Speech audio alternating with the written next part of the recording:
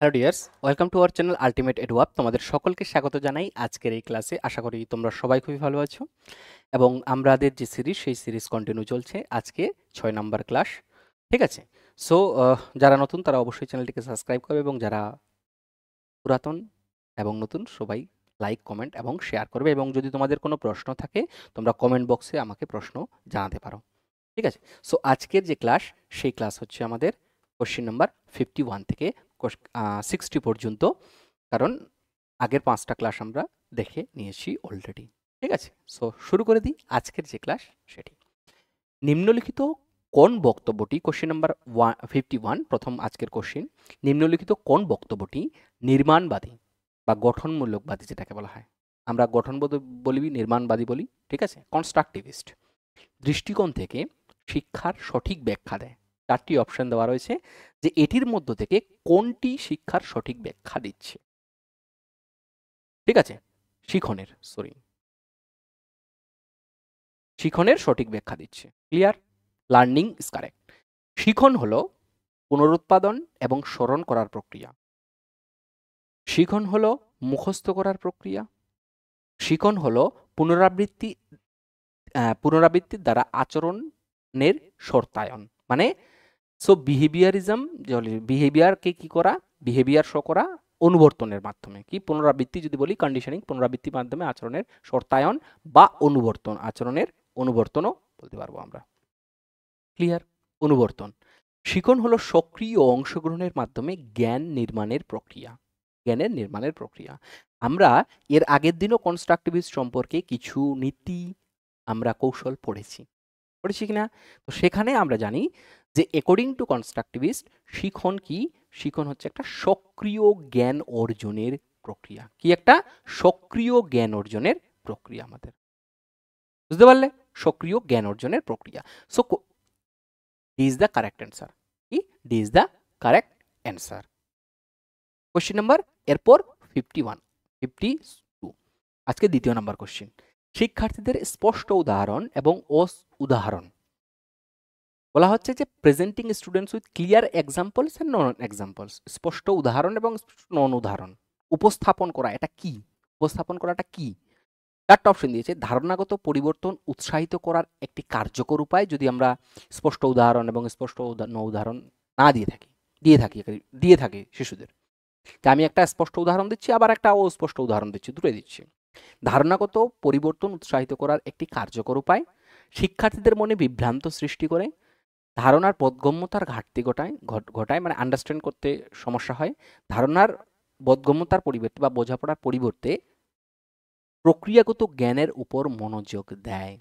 মানে ধারণাগত মানে conceptual understanding এর থেকে, মানে প্রসিডিউরাল আন্ডারস্ট্যান্ডিং থেকে, মানে কনসেপচুয়াল আন্ডারস্ট্যান্ডিং এর উপর না করে ক্রিয়াগত আন্ডারস্ট্যান্ডিং এর উপর গুরুত্ব দিচ্ছে।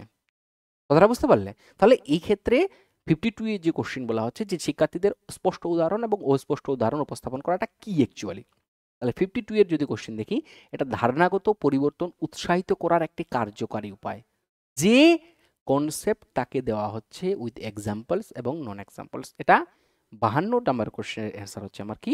অপশন নাম্বার এ, ধারণাগত পরিবর্তন তৈরি করা। কারণ উদাহরণ দিচ্ছি আমি, এবং স্পষ্ট উদাহরণ দিলে এবং অস্পষ্ট উদাহরণ দিলে কি হবে? ধারণাগত পরিবর্তন হবে, অস্পষ্ট উদাহরণ মাধ্যমে ক্লিয়ার হবে না।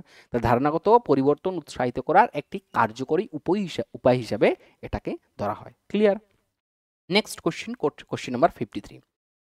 সো শাস্তি এড়াতে বা পুরস্কার পেতে, শাস্তি এড়ানো যেটা এখানে বলা হচ্ছে, হ্যাঁ, avoid punishment to get reward, এবং পুরস্কার পেতে, এখানে এবং আমরা দিতে পারি, বা বাও দিতে পারি। শাস্তি এড়াতে এবং পুরস্কার পেতে শিশুদেরকে বারবার শিখন কার্যকলাপে নিযুক্ত হতে বলা হলো। নিযুক্ত হতে যদি আমরা বলি যে তুমি শাস্তি এড়াবে, পুরস্কার পাবে, এবং এটার জন্য শিশুকে বারবার তুমি কিসের জন্য এটা পাবে? যদি শিখন কার্যকলাপে তুমি নিযুক্ত হও। তো এটা কি ধরনের বলা হচ্ছে? যে এটা বাহ্যিক প্রেরণা, এক্সট্রিনসিক মোটিভেশন, বাহ্যিক প্রেরণাকে হ্রাস করা এটাকে বলা হচ্ছে, অন্তর্নিহিত প্রেরণাকে বৃদ্ধি করা বলা হচ্ছে, শিশুদের দক্ষতা অর্জনের পরিবর্তে ফলাফলের উপর মনোযোগ দিতে উৎসাহিত করবে, নাকি শিখনের সাথে সংযুক্ত শিশুদের স্বাভাবিক আগ্রহ ও কৌতূহল হ্রাস করে। এটি কি করে যদি আমরা শাস্তি এড়াতে এবং পুরস্কার পেতে শিশুদেরকে বারবার শিখন কার্যকলাপে নিযুক্ত করে থাকি তাহলে কি হবে? কথাটা বুঝতে পারলে? তাহলে কি এটা না বাহ্যিক প্রেরণা, না এক্সট্রিনসিক, না শিশুদের দক্ষতা অর্জনের জন্য, এটা কি হচ্ছে বিশেষ করে এখানে শিখনের সাথে সংযুক্ত শিশুদের স্বাভাবিক আগ্রহ কৌতূহল হ্রাস করছে। কেন? শাস্তি এড়াও পুরস্কার পাও তাহলে তুমি যুক্ত হবে, মানে কোনো ইন্টারনালি মোটিভেশন। তো বাহ্যিক প্রেরণা হ্রাস পায়, তো এখানে তো পাচ্ছে না কারণ এটা পুরস্কার দিচ্ছে। অন্তর্নিহিত প্রেরণা বৃদ্ধি করে না, কারণ তোমাকে পুরস্কার দিচ্ছে। তো যার ফলে শিশুদের দক্ষতা অর্জনের পরিবর্তে ফলাফলের উপর মনোযোগ দেওয়া নয়, এখানে বলতে শিখনের সাথে সংযুক্ত শিশুদের স্বাভাবিক আগ্রহ, এর ফলে শিশুরা আগ্রহ কমে যাচ্ছে যে হ্যাঁ আমাদের শুধু সেটার জন্যই দেওয়া হচ্ছে, বা শাস্তি এড়াতে বা পুরস্কার পাওয়ার জন্যই শুধুমাত্র শিখন কার্যকলাপে নিযুক্ত করতে বলা হচ্ছে, যার ফলে একটা আগ্রহ শিশুদের তুলনামূলকভাবে কমে যায়। নেক্সট কোশ্চেন বলা হচ্ছে 54 নম্বর কোশ্চেন। 54 নম্বর কোশ্চেন ক্লিয়ার? বলা হচ্ছে যে নিচের কোন অনুশীলনগুলি অর্থপূর্ণ শিক্ষাকে বা অর্থপূর্ণ শিখনকে, এটাকে ট্রান্সলেট করতে গিয়ে শিক্ষাটাকে শিখন হয়ে গেছে, পরবর্তীগুলোতে আশা করি হবে না, দু একটা জিনিস হয় কিন্তু আমরা ধরে ফেলি, যাই হোক। সো নিচের কোন অনুশীলনগুলি অর্থপূর্ণ শিখনকে উৎসাহিত করে? কোন কাজটি? শারীরিক শাস্তি, কোঅপারেটিভ শিখন পরিবেশ, মানে একে অপরের সহযোগিতামূলক শিখন পরিবেশ, নাকি ক্রমাগত এবং ব্যাপক মূল্যায়ন, কন্টিনিউয়াস এবং কম্প্রিহেন্সিভ ডেভেলপমেন্ট করছি, কন্টিনিউয়াসলি করছি আবার কম্প্রিহেন্সিভ বর্ডারের ভাবে করছি, ক্লিয়ার? ব্যাপকভাবে করছি। নিয়মিত তুলনামূলক মূল্যায়ন করলে, যদি আমরা জানি প্রথমত এই তো এটা হবে না, অর্থপূর্ণ শিখনকে উৎসাহিত করে, মানে অর্থপূর্ণ শিখন যেন হয়ে থাকে, তাহলে শারীরিক শাস্তি তো প্রথমেই বাদ যাবে। কথাটা বুঝতে পারলে? তাহলে এক যেখানে আছে সেটা বাদ গেল, এক যেখানে আছে সেটা বাদ গেল। এখন সমস্যা হলো যে এই খ এবং গ এর মধ্যে এখানে দেওয়া আছে 2 এবং 3, আর এখানে দেওয়া আছে নিয়মিত তুলনামূলক মূল্যায়ন। নিয়মিত তুলনামূলক মানে অর্থপূর্ণ শিখনকে যদি আমরা উৎসাহিত করতে চাই, মিনিংফুল লার্নিংকে, তাহলে আমরা কি করব? তাহলে আমরা বিশেষ করে কি করব? দেখো, নিয়মিত তুলনামূলক মূল্যায়ন করা, কিন্তু যদি প্রত্যেকদিন মূল্যায়ন করে থাকি, নিয়মিত তুলনামূলক মূল্যায়ন, কনস্ট্রাক্ট কম্পারেটিভ ইভ্যালুয়েশন, তাহলে কিন্তু এটা অর্থপূর্ণ শিখন। কারণ মূল্যায়ন করতে চাইলে তখন ভাববে কি, একজনের সঙ্গে আরেকজন যদি তুলনামূলক করতে চাই তখন শুধুমাত্র ফলের দিকে বেশি জোর দিবে, নাকি অর্থপূর্ণ শিখনের দিকে। তখন সেই শিক্ষার্থী কি করবে বলতো? বিশেষ করে যে আমাকে ফার্স্ট হতে হবে বা আমাকে ওদের থেকে বেশি পেতে হবে। সো অর্থপূর্ণ শিখনের জন্য আমাকে ক্রমাগত এবং ব্যাপক মূল্যায়ন করা প্রয়োজন, ক্রমাগত কন্টিনিউয়াস মূল্যায়ন করা প্রয়োজন, নাকি কনস্ট্যান্ট নয়, কম্পারেটিভ ইভ্যালুয়েশন নয়, কন্টিনিউয়াস করা প্রয়োজন, কন্টিনিউয়াস অ্যান্ড কম্প্রিহেন্সিভ ভাবে সেটা প্রয়োজন, বাট কনস্ট্যান্ট করা নয়, কম্পারেটিভ ইভ্যালুয়েশন করা নয়, ক্রমাগত এবং ব্যাপক মূল্যায়ন করা এবং কোঅপারেটিভ শিখন। তাহলে হলো অপশন নাম্বার আমার বি, যেটাকে 54 খ বলা হয়। ক্লিয়ার? নেক্সট কোশ্চেন নাম্বার 55 কি বলছি আমরা? যে শিক্ষকেরা কিভাবে শিশুদের জটিল ধারণাগুলি বোঝার প্রক্রিয়া বা বোধগম্যতার প্রক্রিয়াকে সহজ করতে পারেন।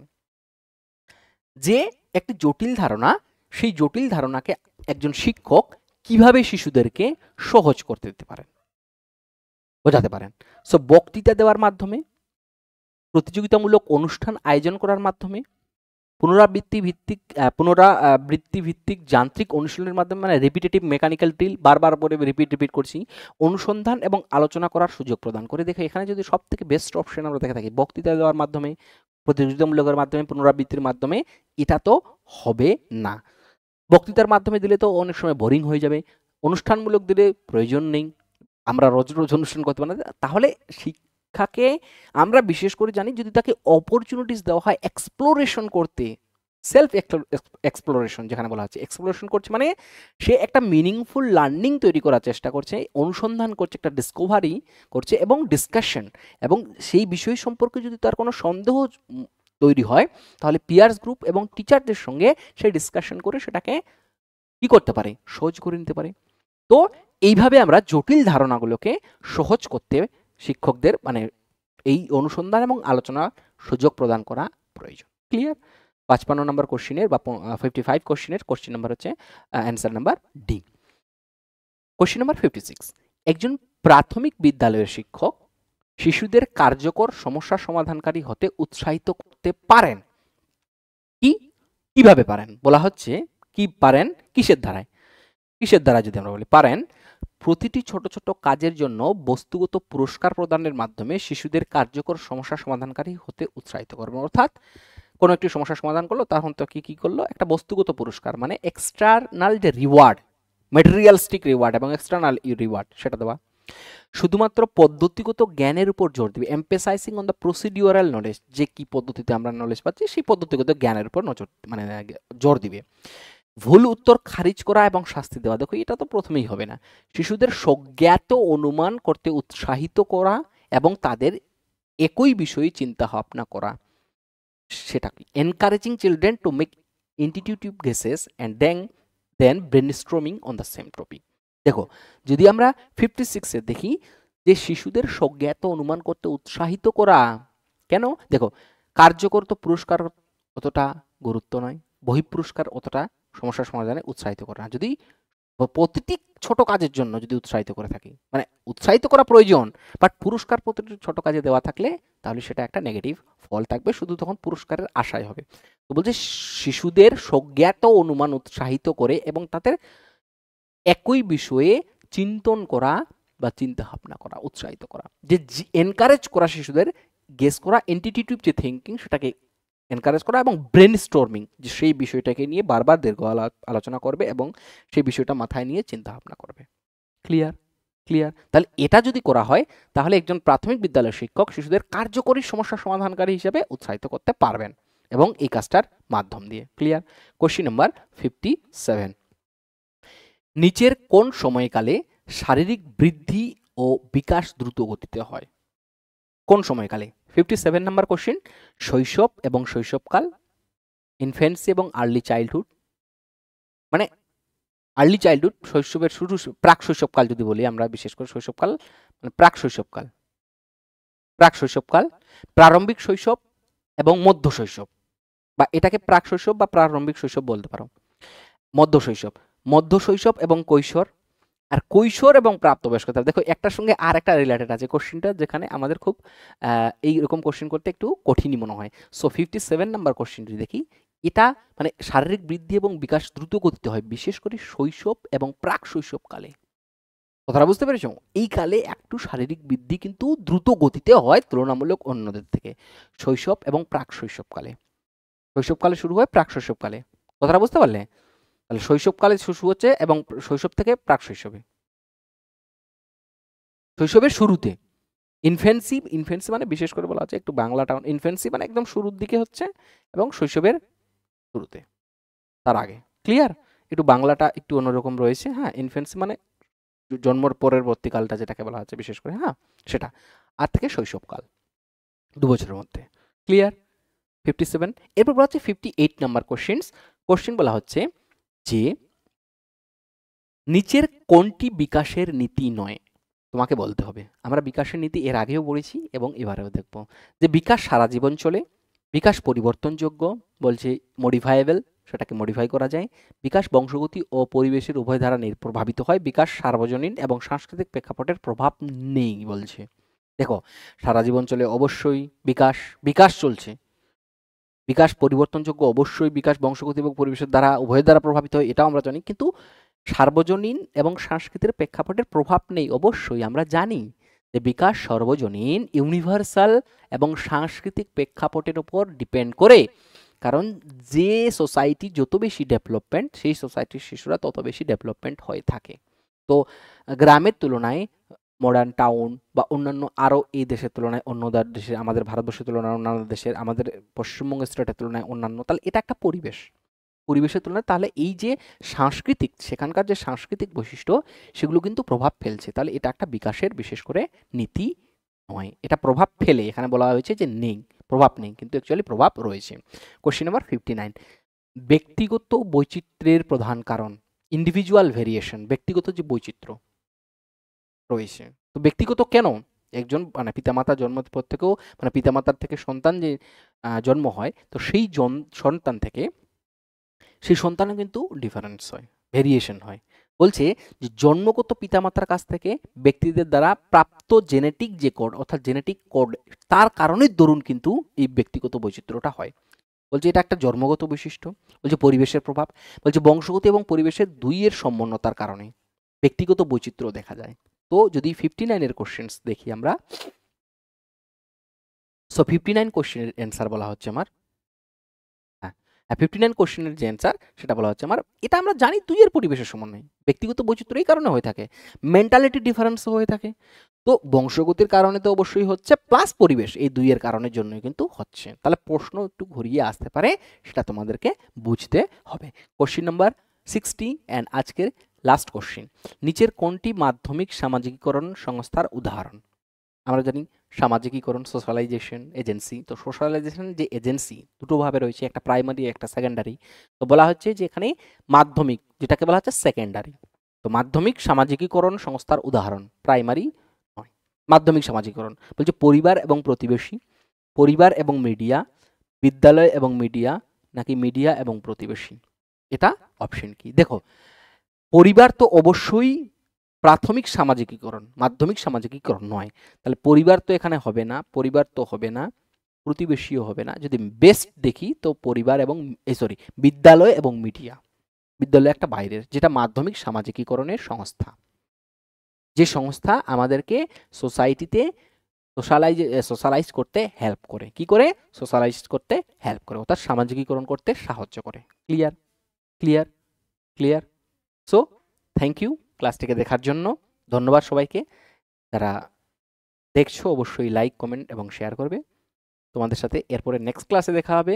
সুস্থ থেকো, ভালো থেকো এবং অবশ্যই শেয়ার করো, এবং তোমাদের যে কোনো প্রশ্ন থাকলে কমেন্ট বক্সে তোমরা জানাতে পারো। ধন্যবাদ। দেখা হচ্ছে নেক্সট ক্লাসে।